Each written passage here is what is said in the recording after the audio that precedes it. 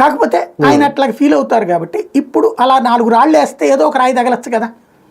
ఇప్పుడు అట్లాగా ఇది ఒక రాయి వేద్దాం, ఇది తగిలితే దేశవ్యాప్తంగా. అందులో ఇప్పుడు ఏమైందంటే సాఫ్ట్వేర్ కంపెనీలో పనిచేసే వాళ్ళు చాలామంది 2 టైర్ సిటీలు కోరుకుంటున్నారు. అంటే మెయిన్ టైర్ సిటీస్ అంటే హైదరాబాదు, బెంగళూరు, చెన్నై, ముంబై ఇట్లాంటి వాటిట్లలో ఇప్పుడు జీతాలు ₹1,00,000 చాలట్లేదు వాళ్ళకి. అలాగే వాళ్ళకి ₹2,00,000 ఇస్తే కంపెనీలకు దోలదీరిపోతుంది. కాబట్టి 2 టైర్ సిటీస్కి ఎక్స్పెక్ట్ చేస్తున్నారు. ఆ 2 టైర్ సిటీ కింద మనకి వైజాగ్ ఉంటుంది. దాంతోపాటు 3 టైర్ సిటీస్ను కూడా అందుబాటులోకి తీసుకురావడం ద్వారా సదరు కంపెనీలకి కొంత ఖర్చు తగ్గించి ప్లస్ ఇది చెయ్యాలి అన్నది ఒక ప్రయత్నం.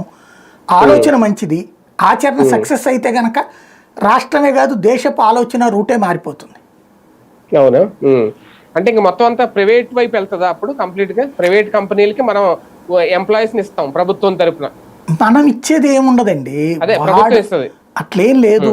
ప్రైవేట్ కంపెనీ వాడు ఇప్పుడు ఫర్ ఎగ్జాంపుల్ వాడికి నాకు ఈ స్కిల్ సర్వేలు చేసి పెట్టి ఒక రిపోర్ట్ తయారు చేసి పెడుతున్నారు కదండి. మొత్తం ఇప్పుడు ఈ సచివాలయ ఉద్యోగులతో సర్వేలు చేయించారు ఇంటింటికి. దీంట్లో 2 కోణాలు ఉన్నాయి ఇలా సర్వే. నెంబర్ 1 ఏంటంటే మీకు లింక్డ్ఇన్ తర్వాత కొన్ని రకాలైనటువంటి ఏజెన్సీలు ఉంటాయి. దాన్ని ఏమంటారు, మ్యాన్ పవర్ ఏజెన్సీస్ అంటారు.